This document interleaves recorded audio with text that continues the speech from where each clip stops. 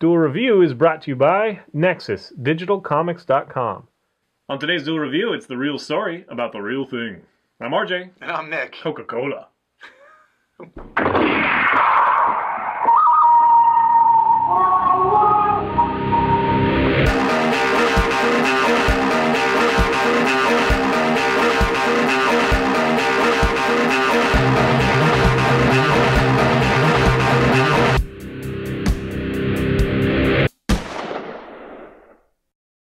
Hey guys, welcome to Wednesday the 26th of December. I hope you've had a great holiday. Today we're going to be looking at a Coca-Cola documentary by CNBC. That's right. It was a lot of fun, and actually, we were hoping to kind of do it before Christmas. We just ran out of time because a good portion of it is about Santa and how Santa really helped cement the brand. But anyway, it's a really interesting documentary. It is available on Netflix right now, so you can go watch it. It's pretty short. But I've seen other Coca-Cola documentaries, and I think this one is the most all-encompassing. It talks about its origins and how, yes, there was really, coca leaf in there, so there's really cocaine in there, but it was very short-lived. Yeah, 5 years, I believe they said. As soon as they started, mass-producing it, or not even mass-producing, just producing it to the point where they're selling it in stores, it did not have that. But originally it was for what ails ya, Coca-Cola. Yeah, like a healing tonic. Right, energy drink kind of thing. So anyway, the Coke really dominates, the world of soda, and the reason being is, A, they invented Santa Claus, or at least an interpretation that we all kind of are familiar with here in the States. And they also, in World War II, they supported the troops by making sure that everybody had a Coca-Cola, if they wanted it for a refreshing drink and a memory of home and what they're fighting for, they became a symbol of that. And by doing so, everybody else was kind of shying away. By doing that, they actually opened up plants everywhere that the U.S. was stationed. And so, like, overnight, they were, over the last couple of years of war, they were an overnight success in just everywhere in the world. And global success, yeah. They've gotten to a point where every country has their own, like, specific Coke as well. Like I drink a lot of the South American Coke, which has actual cane sugar in it. I really enjoy that. In fact, maybe we'll drink some shortly here. A few left after Christmas. And, Spain, they might have something with, like, cherries and currants or something. And you know what I mean? Like, they have all these different types of flavors that are specific to countries. I know Fanta is, like, super, or Fanta, whatever the hell. My wife was like, don't call it Fanta, it's Fanta, or something like that. They are really into that in, like, Africa and stuff like that. So Coca-Cola encompasses, they have Dasani water and just all these different things. One neat thing I really liked about this documentary is when they go over that new machine that you've seen, probably. Yeah. Around here, there's Blazing Onion that has every machine, one machine in each of the restaurants. It's a burger joint, and you mix your own. It has cartridges that you load into the machine, and then you, like, touch screen what you want, and they have, like, all of these different flavors, and it's really an economical thing for the business as well, because it does just take a little bit of lime from this cartridge, and then, the Coke concentrate to make Coke Lime, which, much to my wife's chagrin, you can only get Diet Coke Lime in the stores. You can't get the actual Coke Lime, but you can with these machines, and me and my wife are against soda as far as, like, drinking it for water, because it's a very, bad health thing. But we love this so much that if we ever had the money, we'd totally buy one for our den. We'd get one of those machines. They're so cool. It's so cool. If you look at them, they, like, have these printer cartridges full of different flavors that you can mix and match and stuff. And it's really cool. And plus, they have brains in it, so it tells the company what people are buying. It tells, if you're low on something, the company could, like, ship you the new one so you get it, before you're even out, kind of thing. And it's just kind of a really cool thing. It's also a little scary to think that you're monitoring what you're doing. Yeah, I think maybe they have a camera there too, like, who's drinking Fanta right now? Like, you have, like, 80,000 faces, whatever. But that's just kind of a technological cool thing. Another cool thing that this documentary does is it shows you just a little taste of the archive that Coke has, all their history, all their advertisements. Coke has been great at branding, and we have a little bit of discussion in the film about how branding really helped cement, and we think of refreshing. It's a Coke. Of course, not everybody's a Coke fan. A lot of people like Pepsi. And there's a little bit of that in there, which is fun because Pepsi, I guess, really started and got a hold on the market when Coke had a certain size bottle, and they thought, oh, nobody wants more than that.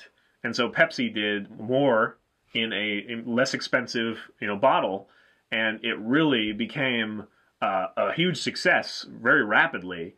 And so Coke had to, counteract with an even larger bottle, whatever, and they trademarked kind of the way the bottle is, the shape of the bottle. Yeah, that I always thought was interesting because it wasn't just a label that they put on there. Your It was the feel and the silhouette. What they said is if you close your eyes and you could still tell. Yeah, and you go fishing around in a bunch of bottles, you can always tell a Coke because of the shape of the bottle. So. Yeah, and in fact, in the last few years, we've had that in the plastic bottles as well, the same contoured shape, which we grew up with just the cylinders, with a little bit of a weird lumpy bottom, and then that was it. Yeah. But now they're all contoured just like a big glass bottle. So, yes, so that's interesting, and you're a Pepsi fan. I am. Pepsi. So how do you feel about that? Well, see what I thought. It's interesting. I'm glad it was in there. It was interesting, and they did talk about the Pepsi challenge, where it was a blind taste test, and you'd say which one you like better. Most people did choose Pepsi over Coke. I did it so many times when I was a kid because I couldn't believe that, and I always picked Coke. So it is just a real preference. But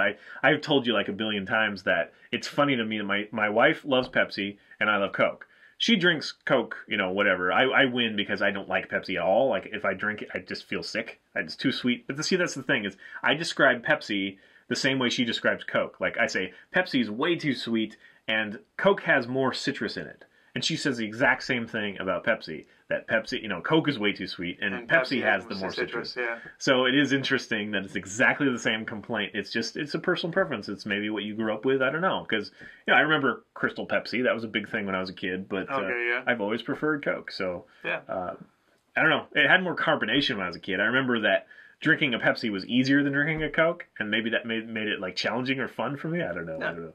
But, the branding does definitely... Because when you think of awesome branding, you don't think of Pepsi. You think of Coke. Yeah. Whether you like Pepsi or not, it's like, oh, they've got Santa, they've got the big red signs everywhere, and all that cool stuff. Let's talk a little bit... coolers and all that Let's talk a little bit more about Santa, because from what I was to understand, is they took Santa and made him, like, pretty much the spokesperson of Coke, while tweaking it here and there, Right. The original thing was that Coke was a summer drink. People weren't drinking it during the holidays. Right. So they thought, well, what better than to tie it in with the holidays with taking this character called Santa and just making him more jolly, more, so he got rounder, he got a button up instead of like the fur in front. Like, if you look at, old world stuff, or you look at, the rest of the world mostly, it's always like a fur band down here, and Coke did buttons, and it just made him maybe a little more personal. I don't know, but he, gave him big red rosy cheeks and the different kind of hat, because in a lot of the world he still wears that Pope hat,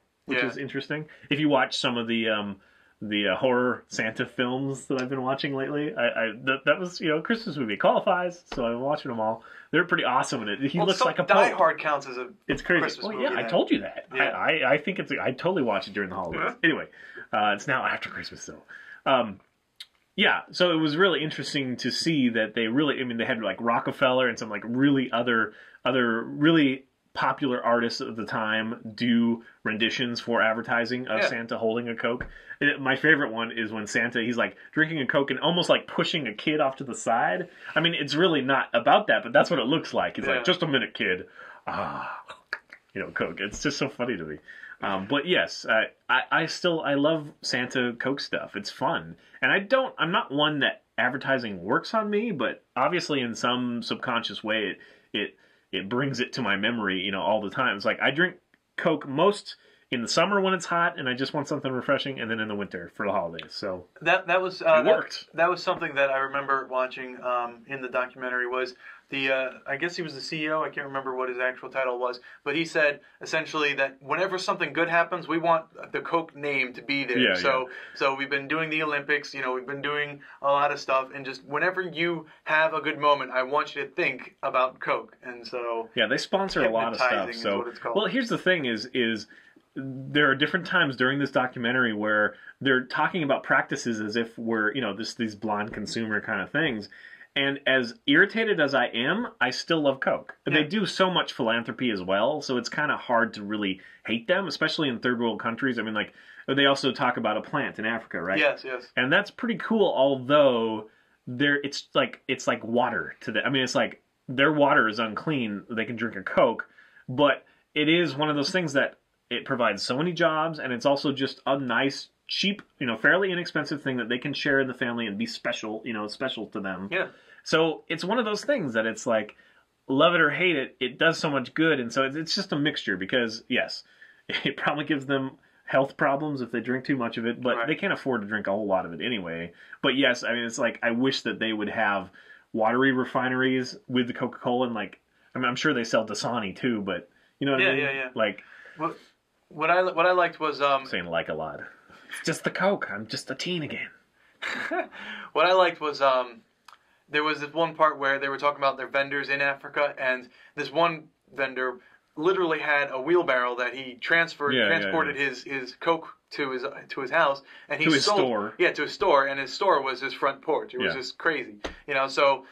Everyone sells Coke, I should say. Everyone, It's just a way to get a little bit of revenue, so that's great. I mean, if it wasn't there, it would be worse. So it's kind of good and bad at the same time, but more good, I think. Yeah, I agree. And I love drinking a Coke, and it's just kind of, I don't drink a lot of it because it makes it more special even to me. So to have a bottle of Coke, like once an evening for Christmas, month or something, is like, ooh, that's awesome.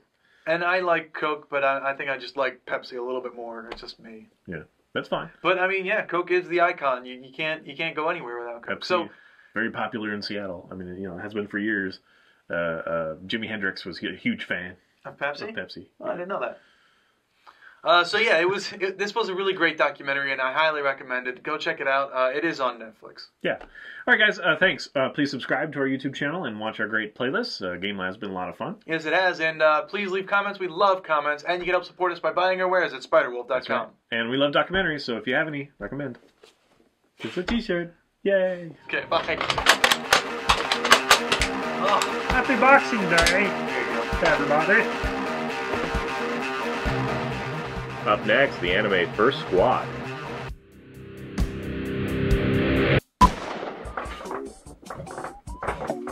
Are you moving it? What's happening? Is there an earthquake? What's going on?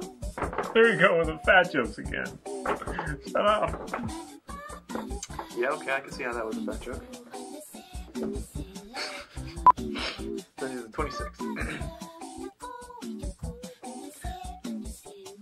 I'm sorry, it sounded like you were like... I was just going to say it's Boxing Day. Boxing Day? What does that mean? It means I get to punch you in the face. No, Pugilism. Boxing Day. Canadian Boxing Day. What is Canadian Boxing Day?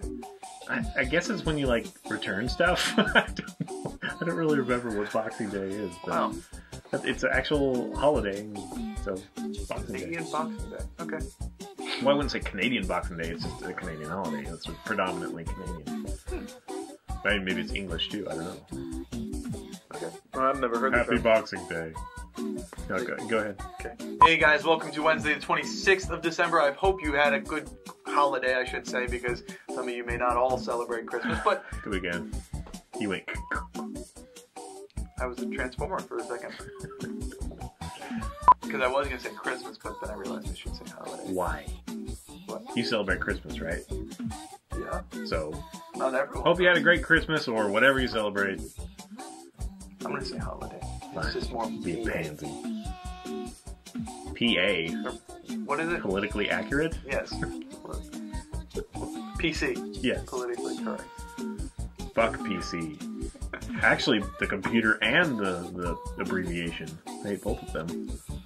Or what the abbreviation stands for. Whatever. Stupid. You're like the one of 5 people who still have it up their ass to be politically correct. I don't have it up my ass. I just... Whatever. Just say whatever you want. Because my aunt is Jewish, and while she doesn't... I mean, she celebrates Hanukkah, although she... Yeah, whatever.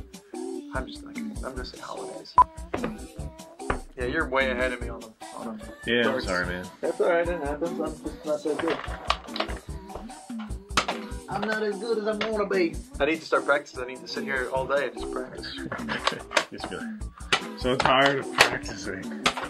Well, that's how it's done.